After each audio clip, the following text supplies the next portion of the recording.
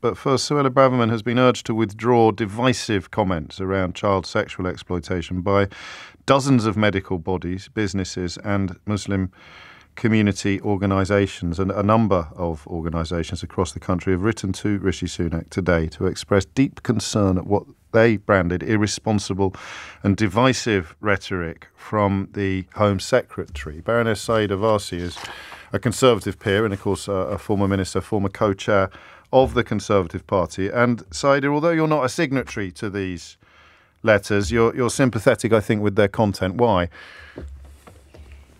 Because, first of all, I think it's quite unprecedented that we have such a broad range of people, the kind of people who wouldn't normally engage in politics, from the Indian Doctors Association, they've got people from British Nigerian background, Kenyan background, Bangladeshi background, Egyptian doctors, psychiatrists, surgeons, bankers, lawyers, accountants, entrepreneurs, the kind of people who normally kind of get on with their day job. Interestingly, the kind of people who probably would vote Conservative, and I know some of them would donate to the Conservative Party.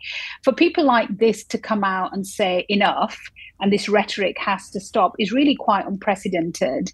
And the reason I'm supporting it is because I think the Prime Minister has to get a really strong message that this kind of rhetoric, whether it's on small boats, whether it's the stuff she was saying on the weekend, which is not based on evidence, not nuanced, not kind of explanatory in any way, it has got to stop. And, again, today we've woken up to a story where she's having a go at the police for removing gollywog dolls from a pub, where it now transpires that the pub landlord has been saying incredibly unsavoury things.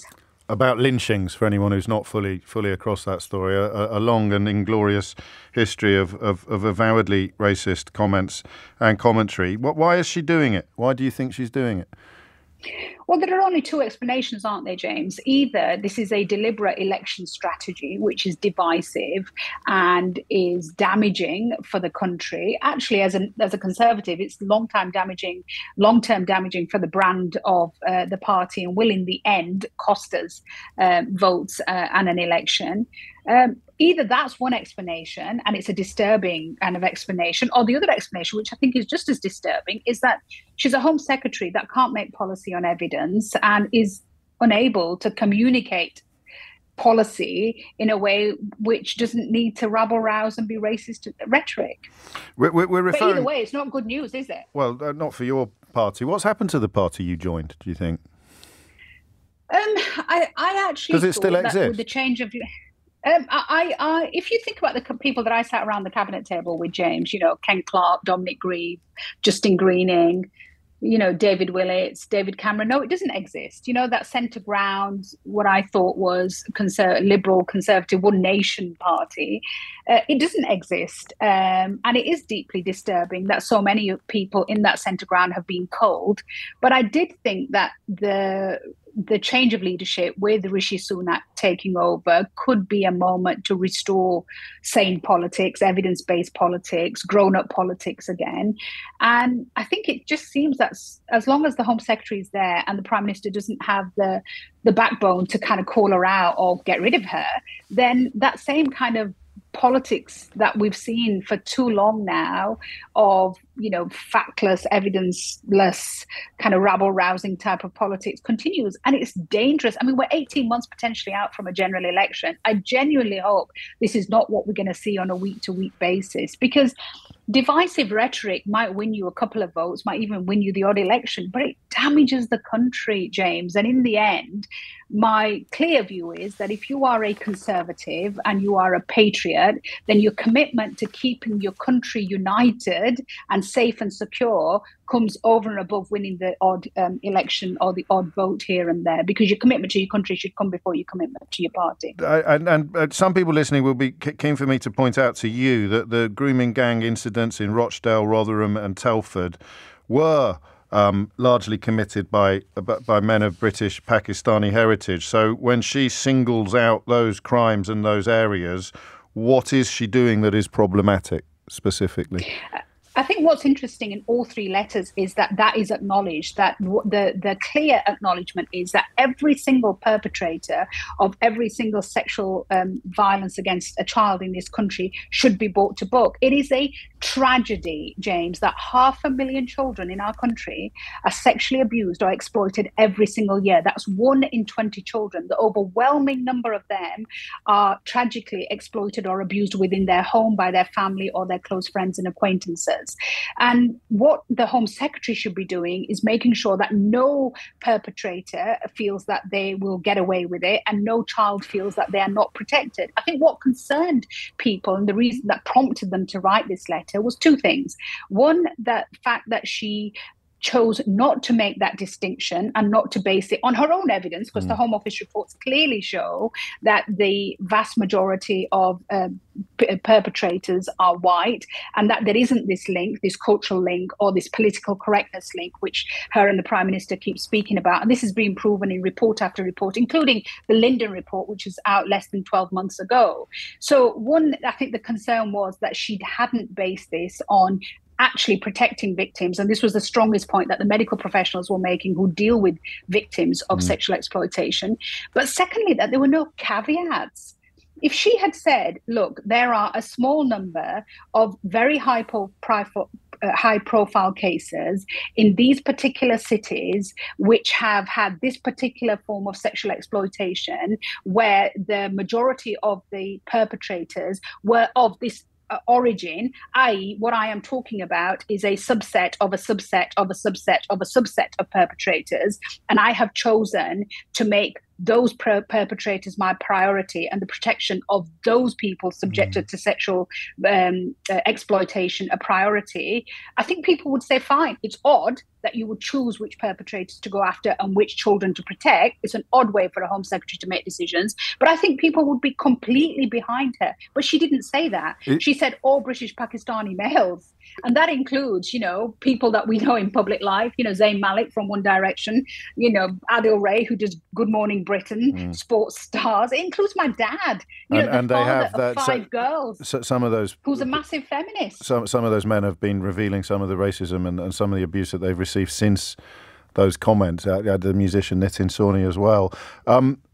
So she is, she's opening the door then to the idea that the egregiousness of a crime is somehow affected by the ethnicity of the perpetrator. Is that what we're saying?